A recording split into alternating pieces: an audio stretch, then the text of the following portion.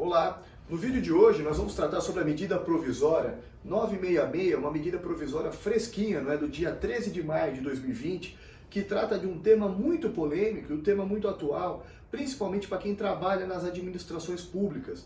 Hoje que fala com relação à responsabilização dos agentes públicos em decorrência da pandemia do coronavírus. Por quê? Hoje o que se sente aí na prática, nos municípios, que as pessoas com quem eu converso, existe uma grande dificuldade dessas pessoas nos processos licitatórios em decorrência dessa flexibilização das normas diante da pandemia do coronavírus, porque não se sabe como é que lá na frente vai ser analisado isso pelos órgãos de controle, tanto pelo Ministério Público quanto pelo Tribunal de Contas.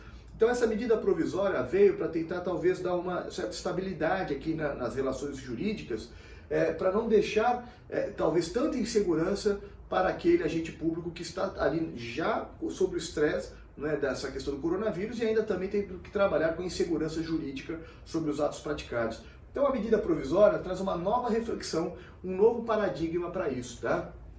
Então tá aqui, ó, medida provisória 966 de 13 de maio de 2020, ou seja, uma medida provisória fresquinha, tá aqui, ó, responsabilização do agente público, tá? Responsabilização do agente público em decorrência aqui dos procedimentos do Covid-19.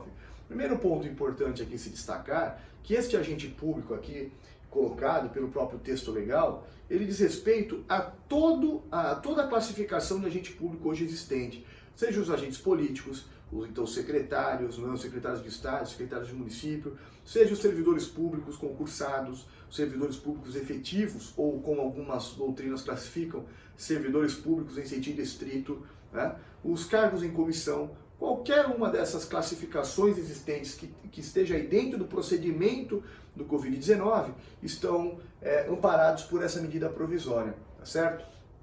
O segundo ponto trata aqui da responsabilização civil e administrativa, tá, deste agente público.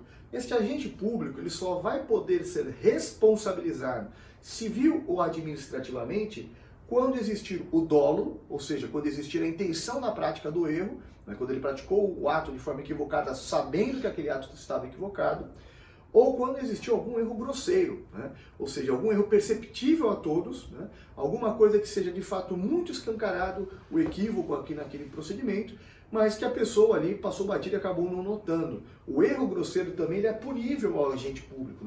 Então se eu tinha uma responsabilização durante aquele processo e tinha um erro muito grosseiro dentro do processo e eu não prestei a atenção ali necessária, eu também posso responder. Só quando tem a intenção ou quando tem aqui a questão do erro grosseiro. E aí fica uma interrogação com relação à questão da culpa.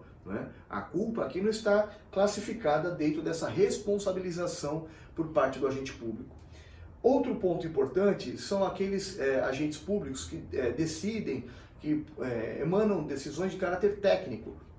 Muitas secretarias precisam aí de pareceres técnicos, precisam de manifestações de ordem técnica dos seus agentes públicos. Esses agentes públicos também que proferem aí, decisões técnicas, eles não vão responder, tá certo? Só vão responder em dois casos. Um, quando existirem elementos nos procedimentos administrativos, elementos claros, tá? Que se tenha dolo ou que se tenha um erro grosseiro. Se tiver no meio do procedimento, se tiver ali na tramitação processual, algum elemento muito palpável, um elemento robusto, que se tenha um erro ou um dolo, e este agente técnico também não percebeu ali, ele poderá sim ser responsabilizado em decorrência disso. Tá? E o segundo ponto é evidente quando existir um conluio entre as duas partes, entre aquele agente técnico que vai emitir um parecer, que vai ali dar uma decisão de ordem técnica no procedimento, e aquele que fez a prática equivocada do ato. Então, essas duas situações, para aquele que tem decisão de ordem técnica, é que vai poder responder também. Ou quando tiver um elemento muito firme, muito robusto, que se tenha dolo ou um erro grosseiro praticado, ou que se tenha aqui a questão do conluio entre as partes, também é um outro procedimento onde poderá ser responsabilizado este agente público. Tá? E uma situação também interessante que a própria medida provisória trouxe é que o mero nexo de causalidade, ou seja, a mera relação causal entre o fato acontecido pelo Estado aqui e o possível prejuízo que isso aqui ocasionou, equívoco no processo licitatório, não tem responsabilização.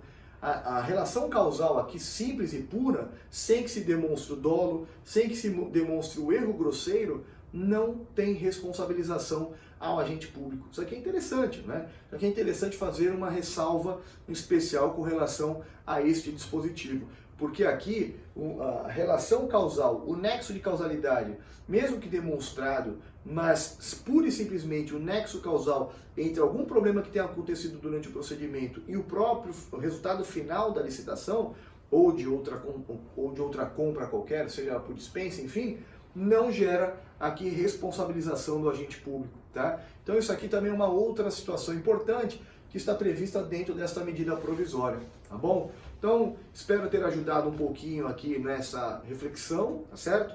Não dá para exaurir o tema, porque o nosso tempo aqui também não é dos mais longos, mas espero ter colaborado um pouquinho com o nosso tema. Muito obrigado e até o nosso próximo vídeo. Valeu!